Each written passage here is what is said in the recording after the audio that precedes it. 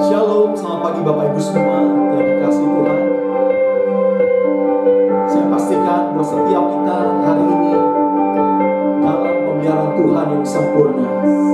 Apapun yang terjadi, yang kita alami hari-hari ini, mari kita perkatakan bersama-sama, Tuhan Yesus baik.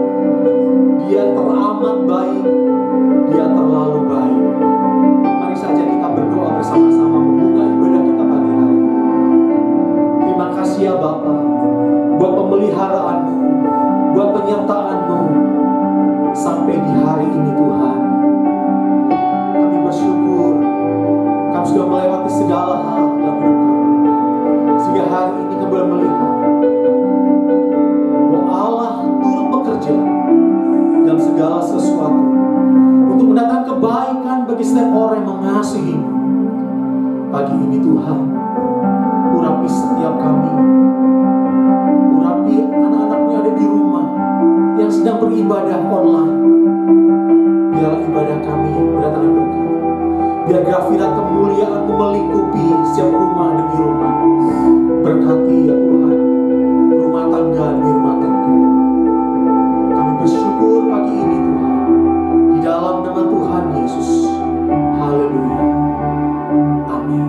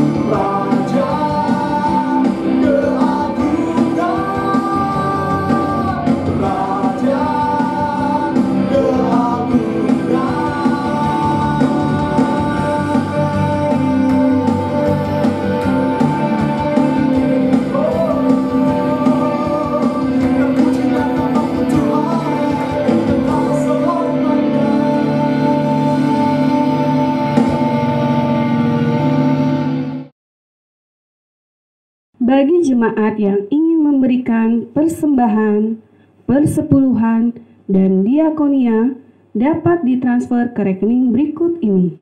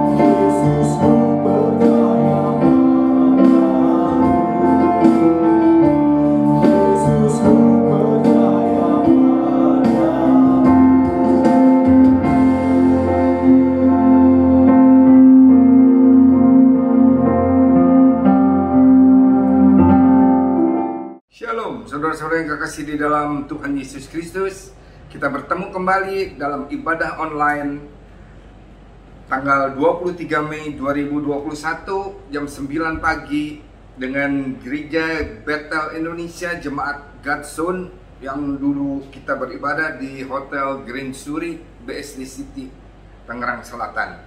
Saudara, kita masih ada dalam ibadah online. Tapi sebelum kita mendengarkan firman Tuhan, mari kita berdoa terlebih dahulu. Minta urapan kuasa Roh Kudus mengurapi kami, Tuhan. Pakai mulut bibir hamba-Mu untuk menyampaikan isi hati-Mu. Otoritas ada pada Engkau, Tuhan, bukan pada hamba-Mu. Kau yang memberikan perkataan-perkataan, firman-firman-Mu, yang kalau ditabur tidak akan kembali dengan sia-sia, tapi akan menghasilkan buah-buah dimanapun buah itu berada.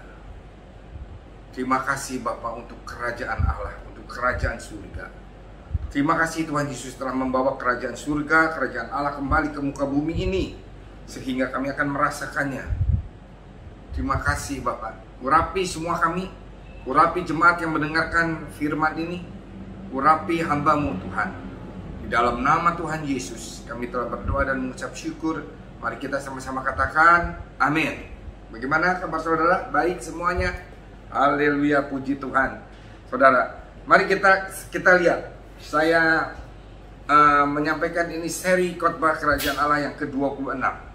Saudara, kenapa saya menyampaikan seri khotbah kerajaan Allah terus menerus?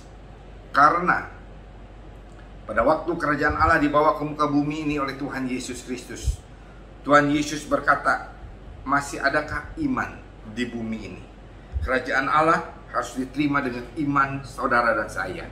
Setelah kita menerima dengan iman, maka kita akan merasakan nilai-nilai kerajaan Allah di dalam kehidupan kita.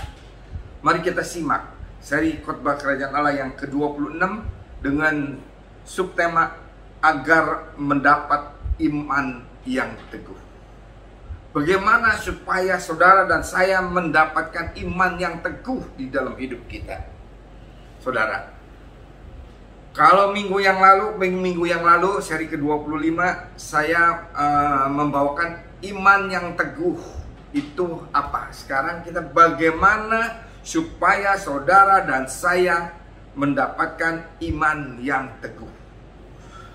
Sebelumnya, apakah saudara dan saya mau seperti Nuh, mempunyai iman yang sangat teguh, 120 tahun, diejek, dimaki-maki, dikata-katain, dilempari batu, ya dibodoh-bodohin, tapi dia tetap terus memegang perintah Tuhan. Percaya bahwa perintah Tuhan membawa kebaikan bagi dia, bagi keluarganya, dan bagi seluruh umat manusia. Dia terus membuat bahtera. Apakah saudara dan saya mau seperti Abraham? Dia dipanggil oleh Tuhan ke satu negeri yang dia tidak ketahui, tetapi dia berjalan senantiasa dalam tuntunan Tuhan sampai dia mencapai negeri yang berlimpah susu dan madunya itu, anak keturunannya. Apakah saudara mau seperti Yusuf? Walaupun dia sudah diberikan mimpi oleh Tuhan, tetapi dia masuk ke dalam lubang sumur. Dia dijual sebagai budak. Dia kerja di rumah Potifar, difitnah, masuk penjara, didiamkan oleh teman-temannya waktu dia keluar dari penjara. Tetapi dia mempunyai iman yang teguh bahwa semua yang Tuhan janjikan pada dia pasti terjadi di dalam hidup dia. Dan akhirnya dia menerima apa yang Tuhan janjikan. Masih banyak Daniel, Sadrak, Mesak, Abednego. Dalam perjanjian baru, Paulus dan ke-12 murid Tuhan Yesus kecuali Yudas Iskariot, dan terutama mempunyai iman yang sangat teguh adalah Tuhan Yesus memberikan contoh kepada saudara dan saya. Saudara, mari kita simak, pelajari, renungkan berikut ini. Kenapa harus mempunyai iman yang teguh? Pada waktu Tuhan Yesus membawa kembali kerajaan surga ke muka bumi ini, dan Tuhan Yesus bertanya, masih adakah iman di saudara dan saya pada saat ini? Kalau kita masih mempunyai iman, dan kita mempunyai iman yang teguh, sampai kita akan merasakan nilai-nilai kerajaan surga di dalam hidup kita, nilai-nilai kerajaan Allah di dalam hidup kita, maka kita akan merasakannya, mengalaminya, menghidupinya. Nilai-nilai kerajaan Allah itu kebenaran, damai sejahtera, dan sukacita yang berlimpah-limpah oleh karena Roh Kudus, bukan oleh karena kekuatan usaha, ya, perjuangan saudara dan saya, bukan, tetapi oleh karena kasih karunia Roh Kudus yang bekerja di dalam hidup kita. Ada 4 cara supaya saudara dan saya mempunyai iman yang teguh. Saudara, yang pertama saya bagikan kepada saudara, yaitu merasakan kebaikan Tuhan. Mazmur 34 ayat 8 dan 9 berkata, pemazmur ini berkata, kecaplah dan lihatlah betapa baiknya Tuhan itu, Berbahagialah orang yang berlindung padanya. Saudara, kita harus bisa mengecap kebaikan Tuhan di dalam hidup kita, atau kita harus bisa merasakan kebaikan Tuhan di dalam hidup kita. Kalau kita bisa merasakan kebaikan Tuhan di dalam hidup kita, maka kita akan mempunyai iman yang teguh dan sangat teguh.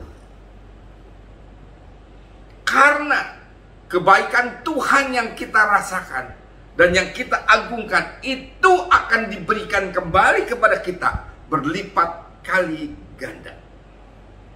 Karena Tuhan kita adalah Tuhan yang pelipat gandaan.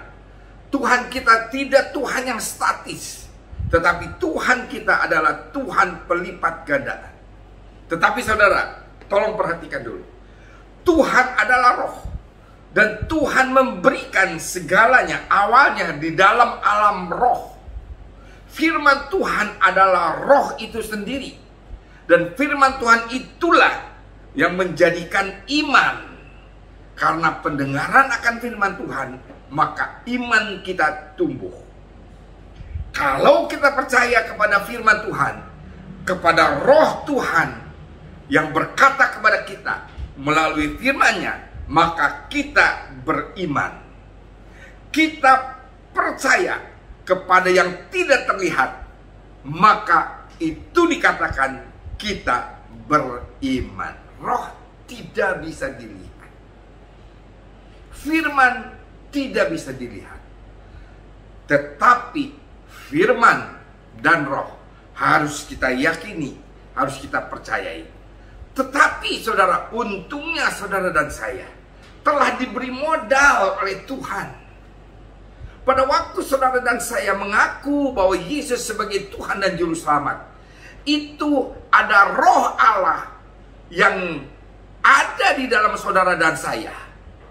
Untuk kita bisa percaya, dan untuk kita bisa mempunyai iman, dan mengucapkan dengan mulut kita, dan percaya dalam hati kita, bahwa Yesus adalah Tuhan dan Juru Selamat saudara dan saya. Itu modalnya. Jadi roh itu sudah ada pada kita. Tinggal kita mengembangkan roh itu bersama dengan firman Tuhan, sehingga kita akan mempunyai iman. Nah, setelah kita mempunyai iman, kita harus mengembangkannya menjadi iman yang teguh. Jangan sampai di tengah jalan imannya runtuh, gagal, imannya berantakan. Kasihan sekali. Kita lihat, perhatikan bangsa Israel waktu berjalan di padang gurun. Mereka telah merasakan kebaikan Tuhan sebelumnya. Sudah merasakan, sudah mengecap kebaikan Tuhan. Tidak sebagai budak ratusan tahun, tetapi mereka masih eksis. Digugurkan waktu melahirkan atau dibunuh anak laki-laki bangsa Israel pada waktu itu. Karena bangsa Israel berlipat ganda terus menerus, tambah lama tambah banyak, sehingga orang Mesir ketakutan. Bangsa Israel tambah banyak, tetapi tetap berlipat ganda. Dia udah mengecap. Waktu diperbudak, ditekan, tidak diberi kayu bakar, pada waktu dia disuruh membuat batu bata, maka mereka masih tetap bisa eksis. Waktu Mesir kena 10 tulah, mereka terhindar dari tulah itu karena mereka ada di Goshen, ada di area Tuhan, ada di God zone, ada di daerah Tuhan, sehingga mereka tidak terkena tulah. Mereka telah mengecap betapa baiknya Tuhan di dalam hidup mereka. Waktu keluar dari Mesir, mereka meminta apapun kepada bangsa Mesir yang tadinya memperbudak, menekan dia, menghajar dia, menjahati mereka, tetapi berbalik menjadi belas kasihan. Apa yang mereka minta diberikan oleh bangsa Mesir kepada mereka, sampai kepada emas, permata, dan yang lain-lain. Kekayaan bangsa Mesir mengalir ke bangsa Israel. Masih banyak lagi saudara. Waktu di padang gurun, waktu dikejar oleh tentara Firaun, laut dibelah menjadi dua, menjadi jalan untuk dia berjalan. Dan setelah mereka sampai ke seberang, masuk tentara Firaun dengan Firaun ke dalam jalan di laut itu, mereka ditutup oleh air laut dan mereka mati, tenggelam semuanya. Jadi banyak sekali mereka mengecap. Mereka waktu di padang gurun hanya merasakan padang gurun saja sesaat, sehingga pada waktu mereka hanya merasakan padang gurun saja yang menekan mereka, yang menindas mereka, yang mengintimidasi mereka, mereka sepertinya tidak pernah mengecap kebaikan Tuhan itu. Saat sekarang, kalau kita hanya mau mengecap pandemi COVID-19 ini saja, maka kita tidak akan bisa mengecap kebaikan Tuhan itu pada masa-masa yang lalu, pada saat saudara dan saya diberkati, sehingga akhirnya bangsa Israel, saudara dan saya, hanya bersungut-sungut saja. Saudara, apa tandanya orang bisa mengecap kebaikan Tuhan? Tandanya orang bisa mengecap kebaikan Tuhan adalah akan mengucap syukur senantiasa. Pemazmur berkata dalam Mazmur 71 ayat 8, Mazmur 71 ayat 8 berkata, mulutku penuh dengan puji-pujian kepadamu, dengan penghormatan kepadamu sepanjang hari. Jadi kalau saudara dapat mengucap syukur kepada Tuhan sepanjang hari dengan ucapan syukur dari mulut kita, maka kita dan menghormati dia sepanjang hari, maka kita sedang berada di dalam iman kita yang teguh kepada dia, merasakan kebaikan Tuhan di dalam hidup kita. Saudara bersungut-sungut, lepaskan. Amin. Jangan sampai bersungut-sungut. Yang kedua, mengakui kuasa Tuhan secara mutlak di dalam hidup kita. Yohanes 11 ayat 25 dan 26 berkata, jawab Yesus, akulah kebangkitan dan hidup. Barang siapa percaya kepadaku, ia akan hidup walaupun ia sudah mati. Dan setiap orang yang hidup dan yang percaya kepadaku tidak akan mati selama-lamanya. Percayankah engkau akan hal ini? Saudara, Tuhan Yesus berkata, apakah percaya engkau akan hal ini? Percaya tidak kita kepada Tuhan Yesus yang Dia adalah hidup, Dia adalah kebangkitan di dalam segala hal. Apakah yang mati di dalam hidup saudara dan saya? Pekerjaan, dia akan bangkitkan kembali. Hubungan keluarga, suami istri, dengan anak-anak, dengan orang tua, dengan saudara-saudara, sudah mati. Wah, sudah tidak bisa diperbaiki. No. Percaya, masih ada jalan. Keuangan, saudara mungkin punya masalah keuangan saat ini. Dia dapat pulihkan, dia dapat berkati. Sakit penyakit, sudah divonis, pasti akan meninggal 6 bulan lagi, 8 bulan lagi. Atau harapan, saudara sudah tidak mempunyai harapan masa depan. Atau usaha saudara sudah deadlock hari-hari ini. Tuhan akan pulihkan. Apa tandanya kita percaya kepada Tuhan dengan iman yang teguh? Mujizat pasti terjadi. Bilangan 11 ayat 21 sampai dengan 23. Pada waktu bangsa Israel bersungut-sungut meminta daging kepada Tuhan melalui Musa. Dan Musa berkata kepada Tuhan. Sebelumnya Musa bertanya kepada Tuhan, bagaimana Tuhan? Aku janjikan kepada bangsa yang tegar tengkuk ini. Tuhan bilang, katakan kepada mereka, aku akan memberikan daging kepada mereka selama 1 bulan penuh. Mereka akan memakan daging. Nah, di dalam Bilangan 11 ayat 21 dan 23 Musa bertanya. Musa berkata kepada Tuhan, bangsa yang ada bersama aku ini berjumlah 600.000 orang berjalan kaki, belum yang lainnya. Namun engkau berfirman, daging akan kuberikan kepada mereka, dan genap sebulan lamanya mereka akan memakannya. Dapatkah sekian banyak kambing domba dan lembu sapi disembelih bagi mereka sehingga mereka mendapat cukup? Atau dapatkah ditangkap segala ikan di laut bagi mereka sehingga mereka mendapat cukup? Tetapi Tuhan menjawab Musa, masakan kuasa Tuhan akan kurang untuk melakukan itu? Sekarang engkau akan melihat apakah firmanku terjadi kepadamu atau tidak. Contoh orang yang percaya dan beriman teguh. Firman itu terjadi di dalam hidup kita. Jika engkau percaya dengan iman yang teguh, maka pasti akan terjadi. Percaya saja.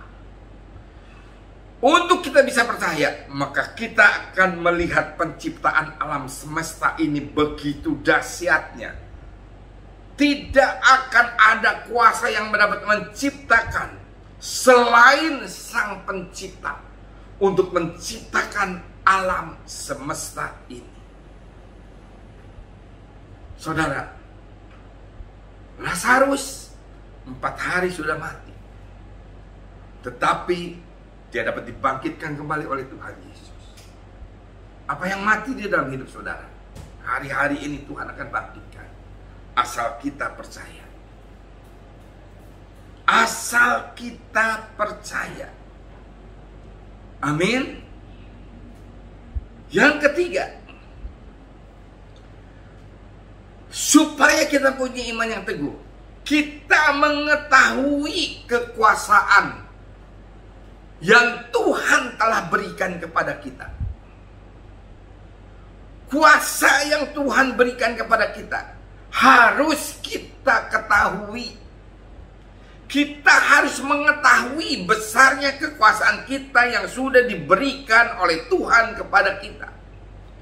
Jika kita tahu, maka kita akan beriman, bahkan beriman yang sangat teguh. Tidak akan tergoyahkan oleh jiwa kedagingan, oleh pikiran kita, oleh perasaan kita, oleh kenyataan yang dilihat oleh mata jasmani kita. Kita akan percaya walaupun saudara dan saya tidak melihat. Seberapa besar kuasa yang ada pada kita? Mazmur 91 mengatakan, bila kita ada dalam lindungan Allah yang maha tinggi, maka kita akan mempunyai kuasa. Saudara dibaca Mazmur 91. Kuasa apa saja yang ada pada saudara dan saya? Oh, banyak sekali saudara. Dia bahkan berkata, bukan saja akan menyediakan, akan memelihara kita, tetapi dia akan mengenyangkan kita seumur hidup kita. Apa artinya? Mengenyangkan kita bukan mengenyangkan perut kita saja, tetapi dia akan memberikan yang terbaik kepada saudara dan saya seumur hidup saudara dan saya. Jika kita percaya, maka kita ada di dalam perlindungan Allah yang maha tinggi. Maka kita pada waktu ada di dalam perlindungan Allah yang maha tinggi, maka kita diberikan kuasa oleh Dia, bahkan untuk menginjak ular dan kalajengking. Bukan maksudnya saudara sekarang suruh nginjek ular dan kalajengking, bukan. Tetapi menginjak kuasa iblis yang sudah ada di bawah telapak kaki kita. Kita baca dalam Perjanjian Baru, Lukas 10 ayat 17 sampai dengan 19. Lukas 10 ayat 17 sampai dengan 19. Kemudian ke-70 murid itu kembali dengan gembira dan berkata, Tuhan, juga setan-setan takluk kepada kami demi namamu. Wah, hebat. Lalu kata Yesus kepada mereka, aku melihat memang iblis jatuh seperti kilat dari langit. Tetapi Tuhan Yesus berkata dalam ayat 19, sesungguhnya aku telah memberikan kuasa kepada kamu untuk menginjak ular dan kalajengking, dan kuasa untuk menahan kekuatan musuh, sehingga tidak ada yang dapat membahayakan kamu. Ini artinya Tuhan akan mengenyangkan saudara dan saya seumur hidup saudara dan saya. Dia akan memelihara kita. Dia akan memberikan yang terbaik kepada saudara dan saya. Imani dengan teguh. Amin. 1 Korintus 12 ayat 10 dan 11. Di dalam setelah Tuhan Yesus naik ke surga dan memberikan rohnya kepada saudara dan saya, kepada yang seorang roh memberikan kuasa untuk mengadakan mujizat, dan kepada yang lainnya memberikan karunia untuk bernubuat, dan kepada yang lain lagi yang memberikan karunia untuk membedakan bermacam-macam roh, kepada yang seorang yang memberikan karunia untuk berkata-kata dengan bahasa roh, dan kepada yang lain yang memberikan karunia untuk menafsirkan bahasa roh itu. Tetapi semuanya ini dikerjakan oleh roh yang satu dan yang sama, yang memberikan karunia kepada tiap-tiap orang secara khusus seperti yang dikehendakinya. Saudara dan saya harus mengetahui kuasa Tuhan di dalam hidup saudara dan saya. Kita telah diberi kuasa karena kasih karunia Tuhan begitu besar kepada saudara dan saya semua. Kita harus tahu mempergunakan kuasa tersebut. Pada waktu kita tahu menggunakan kuasa itu, maka iman kita menjadi teguh karena iman ada di bawah kuasa kendali. Jika kita yakin dengan kuasa yang kita miliki, maka pada waktu kita berbicara akan menjadi kenyataan. Tetapi sebaliknya, jika kita tidak yakin akan kuasa kita, kita tidak mengetahui akan kuasa kita, maka saat kita berbicara hanya menjadi harapan saja, atau bisa terjadi, atau mungkin bisa juga tidak terjadi. Jangan sampai bimbang seperti itu. Kita harus mempunyai iman yang teguh bahwa apa yang kita katakan, karena kita sudah mempunyai kuasa dari Yang Maha Tinggi, maka itu semua pasti akan terjadi di dalam hidup kita. Dan sekarang kita telah menerimanya di dalam alam roh. Belum kelihatan, tapi akan menjadi kenyataan, menjadi daging pada waktu kita mempunyai iman yang teguh. Yusuf percaya belum menjadi apa-apa, tetapi pada waktu dia mempunyai iman yang teguh, maka Yusuf membawa kemuliaan Tuhan. Yang keempat, kita harus mengetahui kuasa salib Yesus Kristus yang mengatakan di atas kayu salib sudah selesai. Bahkan kita harus mengetahui kuasa kebangkitan Tuhan Yesus. Kita harus mengetahui juga kuasa Tuhan Yesus naik ke surga. Dan kita harus mengetahuinya juga, meyakini dan percaya, mengimani kuasa Roh Kudus dicurahkan kepada saudara dan saya. Ketika Tuhan Yesus ada di atas kayu salib, dia berkata, sudah selesai, sudah genap. Semua yang akan Tuhan berikan kepada kita kembali, seperti Tuhan memberikan kepada Adam pertama dulu, di dalam Kejadian 1 ayat 26 sampai 28. Kejadian 1 ayat 26 sampai 28 berkata, berfirmanlah Allah, baiklah kita menjadikan manusia menurut gambar dan rupa kita, supaya mereka berkuasa atas ikan-ikan di laut dan burung-burung di udara, dan atas ternak dan atas seluruh bumi, dan atas segala binatang melata yang merayap di bumi. Maka Allah menciptakan manusia itu menurut gambarnya. Menurut gambar Allah diciptakannya dia laki-laki dan perempuan. Diciptakannya mereka, Allah memberikan mereka. Lalu Allah berfirman kepada mereka, beranak cuculah dan bertambah banyak, penuhilah bumi dan taklukkanlah itu, berkuasalah atas ikan-ikan di laut dan burung-burung di udara, dan atas segala binatang yang merayap di bumi. Ini dikembalikan kembali kepada kita dengan pekerjaan Tuhan Yesus di atas kayu salib yang berkata, sudah selesai. Jadi kita harus mengerti persis akan pekerjaan Yesus Kristus di atas kayu salib. Sudahlah genap, sudah selesai.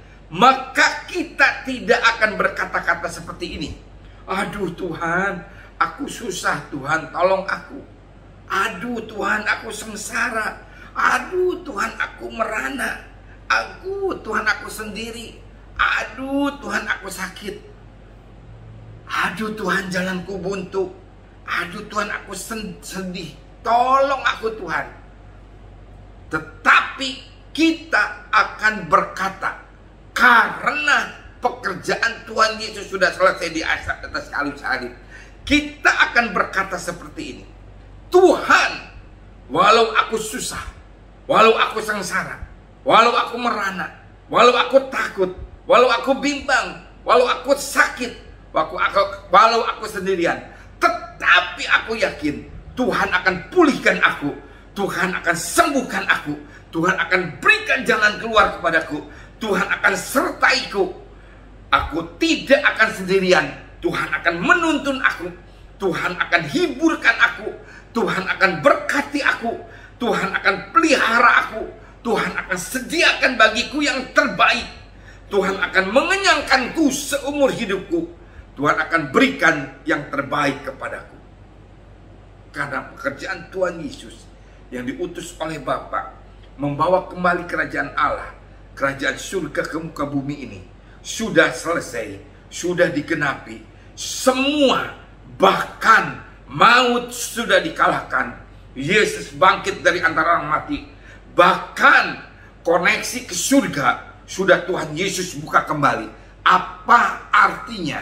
Kenapa peringatan Tuhan Yesus naik ke surga selalu kita peringati di dalam hari-hari raya kita?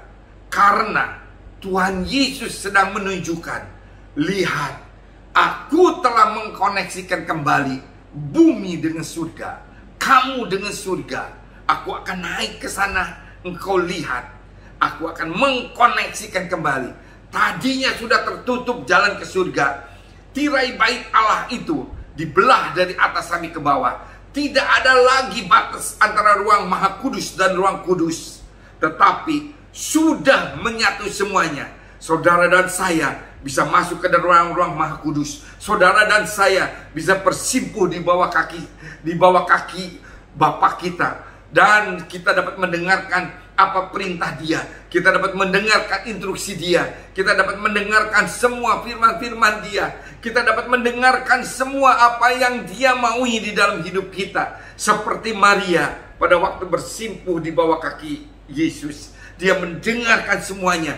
Maria mendapatkan yang terbaik. Saudara dan saya akan mendapatkan yang terbaik pada waktu kita masuk ke ruang Maha Kudus dan kita bersimpuh di bawah kaki Bapa, mendengarkan semua instruksi Bapa, sehingga kita sudah bisa kembali ke nilai-nilai kerajaan Allah atau kerajaan surga. Surga telah terbuka kembali saat Tuhan Yesus naik ke surga. Bahkan Dia akan menyediakan tempat bagi saudara dan saya di rumah Bapa di surga. Banyak tempat. Bahkan Dia memerintahkan Roh-Nya yang berlimpah-limpah kepada kita, saudara dan saya, sampai dengan hari ini dilimpahi oleh Roh-Nya, dan tidak pernah ada berhenti-hentinya. Roh itu dilimpahkan kepada saudara dan saya. Asal kita punya iman yang teguh. Bagaimana kita punya iman yang teguh? Saudara dan saya harus merasakan kebaikan Tuhan di dalam hidup kita. Mengakui kuasa Tuhan di dalam hidup kita. Jangan kita berkata, aduh, betul nggak Tuhan bisa terjadi? No, tidak. Pasti terjadi apa yang Tuhan katakan kepada kita. Kita harus mengetahui kuasa kita. Kita mempunyai kuasa. Karena Tuhan sudah memberikan kepada saudara dan saya menjadi lebih dari pemenang. Kenapa kuasa itu telah diberikan? Karena pekerjaan yang harus Tuhan Yesus jalankan sudah selesai di kayu salib, sudah digenapi. Mari kita tundukkan kepala. Kerajaan surga bisa kita nikmati dalam hidup kita. Karena kita mempunyai iman yang teguh. Pasti, yakin, percaya. Karena Tuhan Yesus telah menyediakan bagi saudara dan saya. Sekarang kita tinggal meraihnya dengan iman kita kepada Dia. Dia telah memberikan kasih karunia demi kasih karunia kepada kita. Saudara, biarlah hari-hari ini, di dalam masa tekanan pandemi COVID-19 ini, kita mempunyai iman yang teguh kepada Dia. Terima kasih Tuhan Yesus, Allah Roh Kudus dan Bapa. Kau telah mengajar kami dengan firman-Mu, dan biarlah kami dapat berbuah-buah dalam nama Tuhan Yesus. Saudara, mari kita berdoa untuk bangsa kita Indonesia. Kami berdoa untuk presiden dan wakil presiden, jajaran para menteri, terutama yang menangani pandemi COVID-19 ini, baik di bagian keuangan, baik di bagian teknis, bagian kesehatan dan yang lain-lain. Vaksinasi biar berhasil Tuhan, sehingga Indonesia dapat dilalukan dengan segera dari pandemi COVID-19 ini. Terima kasih Bapak, untuk TNI, Polri, jajaran ABRI, semuanya yang bekerja hari-hari ini sangat intens Tuhan, untuk dapat mencegah penularan dari COVID-19 ini yang merajalela terus-menerus. Terima kasih Bapak, untuk semua kasih karunia yang Kau berikan kepada kami. Dan kami mau menerima berkat Engkau sebelum kami berpisah satu dengan yang lain dalam ibadah online ini. Angkat tangan saudara dan terimalah. Maka berkat anugerah limpah rahmat, kasih karunia, kasih setia daripada Allah Bapa di dalam anaknya Tuhan Yesus Kristus, dan persekutuannya indah dan yang manis dengan Allah Roh Kudus senantiasa menyertai kita mulai sekarang sampai Yesus datang kembali, dan bahkan sampai selama-lamanya. Mari kita yang percaya dan menerima dengan iman kita bersama-sama. Amin. Tuhan Yesus memberkati. Selamat hari libur.